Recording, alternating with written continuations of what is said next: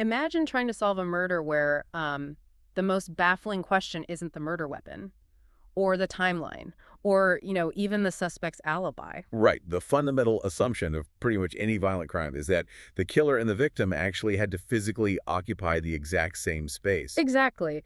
But picture a society where just the idea of standing in the same room as another human being isn't just awkward. It is so culturally taboo, like so deeply and physically repulsive, that the local police completely dismissed the only viable suspect, just because she would have found the physical proximity too disgusting to endure. It forces a detective to completely abandon their standard framework. You're presented with a locked room mystery, but on a planetary scale.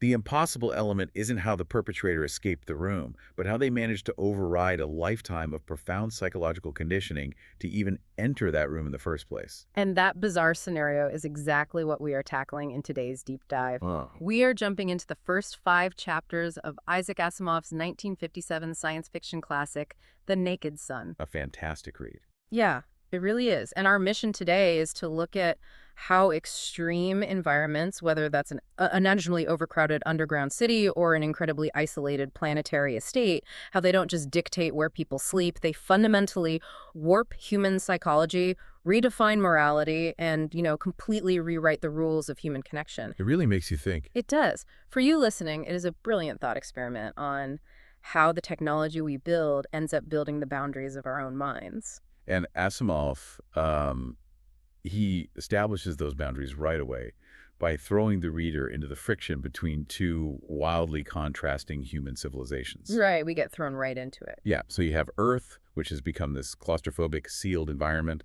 and then you have the outer worlds, which are expansive to the point of being terrifying. The whole narrative engine is driven by the psychological incompatibility of these two branches of humanity. And the story opens in a way that makes that friction super visceral. We aren't out in deep space or anything. We are on a short commuter flight from New York to Washington. A very mundane setting. Totally. But the protagonist, Elijah Baley, he's a plainclothes detective for the city police force. Baley is in the middle of a severe panic attack. He is sweating, gripping the armrests, just completely terrified. Even though the plane is perfectly safe. Right. It doesn't even have windows. He's just inside a sealed metal tube. But the terror comes from his intellectual awareness of his environment. Mm. Baley knows there is a mile of empty atmosphere beneath that metal floor. Which just wrecks him. Exactly. And to understand his panic, we have to look at the sociological evolution of Earth in this universe. The text establishes that Earth's population has swelled to 8 billion. Which, ironically, is about where we are today. Right. But to manage resources, agriculture, and energy with absolute efficiency, humanity in this book retreated entirely indoors. They don't have open towns or freestanding houses anymore. They built these massive, subterranean, domed city complexes. So New York, Philadelphia, Baltimore, they aren't separate places you drive between. They are just nodes in an endless underground network of steel corridors and expressways. And communal dining halls, yeah. The outdoors has been entirely surrendered to automated farming and mining robots. And over generations, that practical infrastructure decision actually mutated into a profound psychological barrier. Earth's citizens developed deep-seated agoraphobia. Very severe agoraphobia. Yeah, the open air is no longer just inefficient. It's considered unnatural, chaotic, and deeply unsafe. Earthmen have effectively imprisoned themselves behind the psychological wall. So when Baley is ordered to take a plane ride to Washington to meet with Undersecretary Albert Minim, it is a traumatic disruption of his entire reality. And the news Minim gives him in Washington is even worse, right? Right. Earth is facing this existential threat from the spacers. The spacers being the humans who colonize the 50 outer worlds. Right, and they're the exact opposite of Earth's citizens. They have tiny populations, massive robot workforces, and they live for centuries. The disparity is just staggering, particularly in military capability. Minim explains that because of their low population density and high energy production, the spacers possess a military potential 100 times greater than Earth's. Oh, wow. So they could just wipe them out. Basically. Yeah. But the immediate threat isn't a declared war. Earth sociologists have modeled the trajectories of both civilizations, and they predict the spacers will simply squeeze Earth out of existence within a century. Because the spacers view Earthmen as, diseased, short-lived, overcrowded animals. Precisely. Okay, let's unpack this for a second, because I find Minim's solution a bit hard to swallow. Earth's back is against the wall. They desperately need to gather intelligence to survive. and they finally get an unprecedented diplomatic invitation to send an investigator to the spacer planet of Solaria to look into a murder. Right. But they send Baley. The guy who can barely handle a windowless domestic flight without a sedative is supposed to be their James Bond. It definitely seems counterintuitive.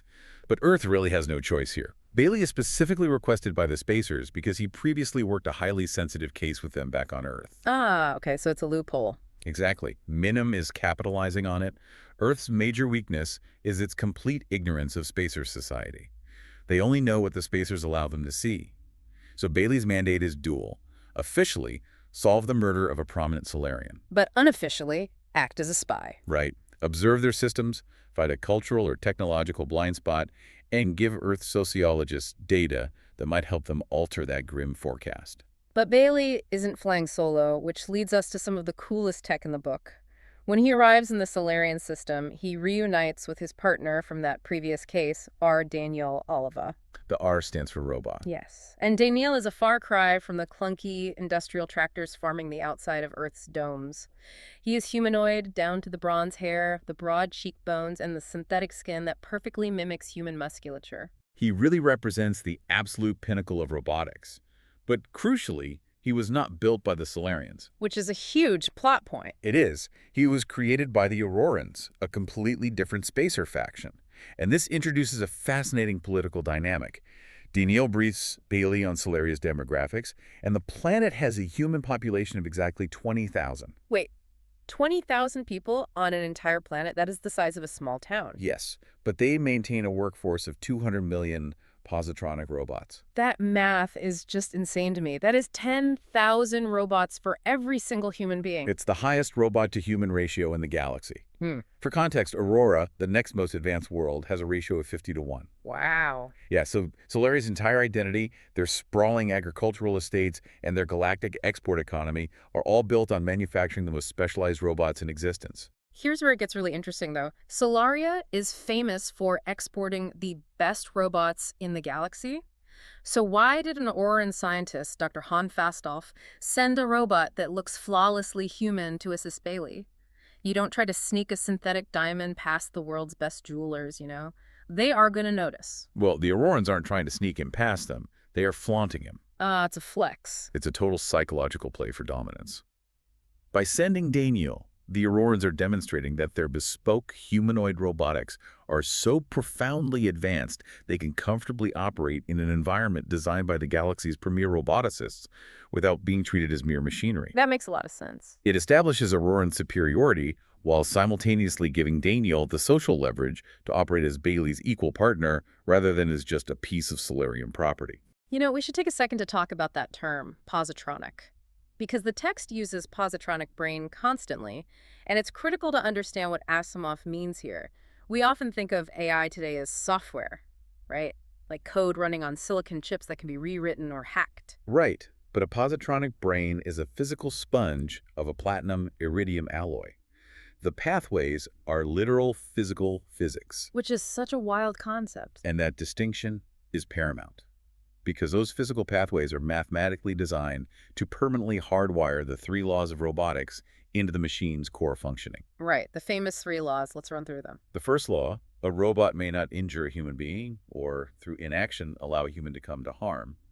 The second law, it must obey orders given by humans, except where such orders would conflict with the first law. Which is the safety override. Exactly.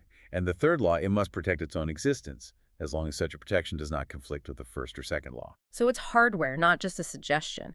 And we see how drastically this impacts human life the moment Baley and Daneel get into a ground car to travel from the spaceport. A great scene. It really is. The car is completely enclosed, which normally would suit Baley just fine.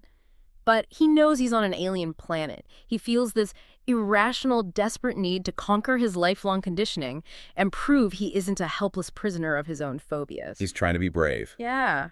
So he orders Daneel to lower the car's roof so he can see the open sky. And Daneel refuses. Flat out refuses. Baley even elevates the command, formally invoking the second law, ordering him to open the roof.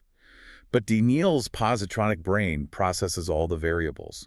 He knows Baley's psychological profile. He calculates that exposing an Earthman, who who has spent his entire existence in sealed subterranean corridors to the vast, unstructured expanse of a planetary sky, will trigger severe psychological trauma. And the first law preventing harm completely overrides the second law of obedience.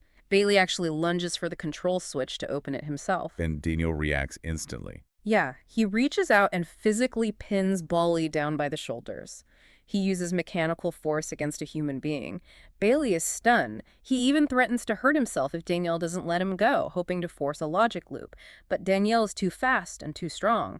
He simply restrains Baley until the car is safely inside a garage. This exchange perfectly captures the dark side of a fully automated utopia. The robots are perfectly logical and flawlessly protective. But when a machine is programmed to decide what constitutes harm, human agency just evaporates. Yeah, Baley is basically reduced to the status of a toddler being managed by an immensely powerful, flawlessly polite nursemaid. He isn't allowed to take risks, even psychological ones, for his own growth. Because if a robot prevents you from making a bad decision, you are basically a pet. And that leads to an inevitable realization about Solaria. If you have 10,000 robots managing every aspect of your life, they mine the ores, they grow the food, they maintain the climate, they even physically restrain you from having a panic attack, what function do other humans serve? Practically none. And this is the core sociological premise of Solaria. The 20,000 Solarians do not congregate. There are no cities, no towns, no central hubs. Nothing at all. The planet is divided into enormous self-sustaining estates, and each estate is occupied by exactly one Solarian. They live in absolute physical isolation. When Baley meets Hannes Gruer, who's the head of Solarian security, the reality of this isolation is incredibly jarring. They are sitting in Baley's quarters, having a conversation, eating dinner together, and then mid-sentence, Gruer just disappears. He doesn't walk out. No, the chair he was sitting in just vanishes. Because Gruer was never in the room. He was miles away on his own estate, eating his own food, transmitting a flawless, high-fidelity tridimensional image of himself. It's basically a perfect hologram. Right. On Solaria, society is built on the strict division between viewing and seeing. Viewing is interacting via hologram. It is clean, controlled, and safe. Seeing needs physical presence. And the culture has evolved to view seeing someone in the flesh as deeply offensive and intimately traumatic. The culture shock hits Baley hardest when he gets a call from Gladia Del Mar, the widow of the murder victim. She projects into his room, steps completely out of a shower, totally nude, casually drying her hair while talking to him. She acts like it is the most normal thing in the world. Yeah. And Baley, coming from the cramped, modest culture of Earth's underground cities, is completely flustered. He's looking at the floor, stammering. Gladia is initially confused before she remembers that, oh right, Earthmen have weird hang-ups about this stuff. It really highlights how technology entirely redefines social norms. To a Solarian, a hologram is just light. You cannot touch it, you cannot smell it, it cannot transmit disease or commit physical violence. It's completely detached. Exactly. Because a projection carries zero physical risk, the concept of physical modesty is completely irrelevant to them during a view. So what does this all mean for you and me? It's kind of the ultimate evolution of social distancing. Think about the difference between accidentally leaving your Zoom camera on while changing your shirt versus a stranger literally walking into your physical bathroom. Right, totally different stakes. To a Solarian, the camera isn't real life. They've engineered a society where they never have to endure the physical proximity of another person. Which brings us to an obvious biological question. If they are physically isolated and find contact repulsive, how does their society continue? Right, how do they have kids? Well, this ties directly into the murder victim, Raquel Del Mar. His profession was a fetologist. Which I caught right away and immediately wondered, how can you have a specialist in fetal development on a planet with strict population control where no one ever touches? It seems like a completely dead-end job. It is actually the most vital job. Reproduction on Solaria has been completely decoupled from physical intimacy. Oh, I see. Yeah, genetic material is carefully selected, combined, and gestated in artificial wombs in specialized laboratories. A fetologist monitors this mechanical reproduction to ensure genetic purity and strict adherence to the 20,000 population cap. So physical contact has been entirely engineered out of the human life cycle? Complete. Which brings us back to the murder of the fetologist himself. Ricane Del Mar was killed in his laboratory, and this wasn't some neat technological assassination. Hannes Gruer details the crime scene for Bailey, and it's gruesome. Ricane's head was smashed in with a blunt instrument. He was a brutal, savage, hands-on killing. The parameters of the crime create this seemingly impenetrable paradox. The laboratory was surrounded by robots, meaning an intruder would have triggered a massive security response. Right, the robots would have stopped it. Exactly. And Gruer confirms there was only one person authorized to be physically present, to be seeing Ricane that day, his wife, Gladia. She is the only person who possessed the physical opportunity to commit the murder. But when Bailey points out the obvious that the spouse at the scene of the crime is the prime suspect, Gruer completely shuts him down. He clears Gladia of any suspicion. And why does he clear her? Because Gruer insists that the very act of physical violence, like the idea of standing close enough to another human to repeatedly strike them with an object, is so horrifying to a Solarian that Gladia is psychologically incapable of doing it. Gruer's logic is entirely rooted in his culture's conditioning. He cannot process a scenario where a Solarian overcomes their revulsion to physical presence long enough to commit a crime of passion. In his mind, it is a literal impossibility. It's akin to a human deciding to suddenly flap their arms and fly. But that is just atrocious police work. Wait, so the head of security admits only one person could have physically done it, but completely clears her because her culture makes her too grossed out by physical contact to commit murder?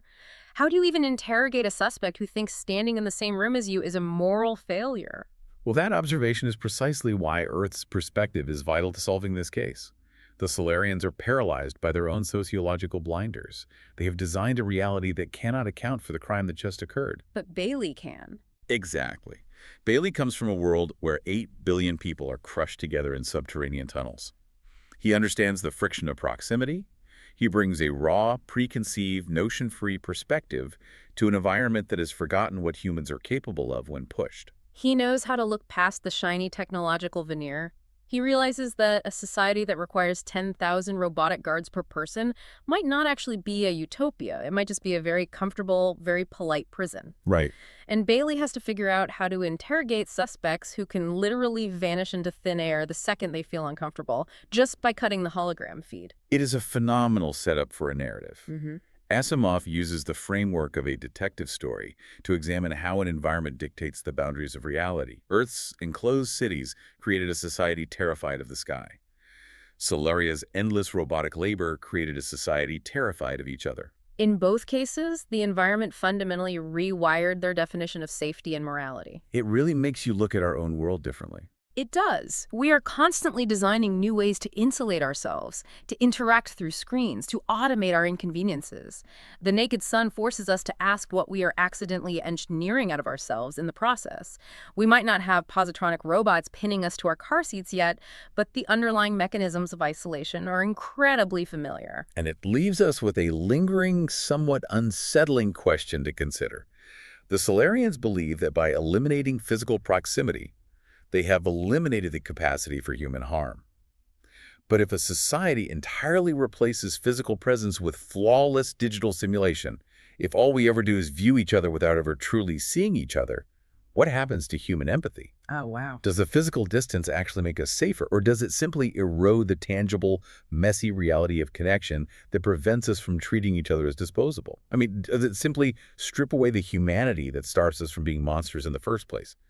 It is something to think about the next time you jump on video call. That is a powerful concept to end on. If you remove the friction of physical presence, you might just be removing the empathy right along with it. Thank you so much for joining us on this deep dive. The locked room mystery on Solaria isn't just about figuring out who swung the weapon. It is about understanding how a society locked itself away so thoroughly that they stopped believing the weapon even existed. We'll leave you to chew on that. Until next time.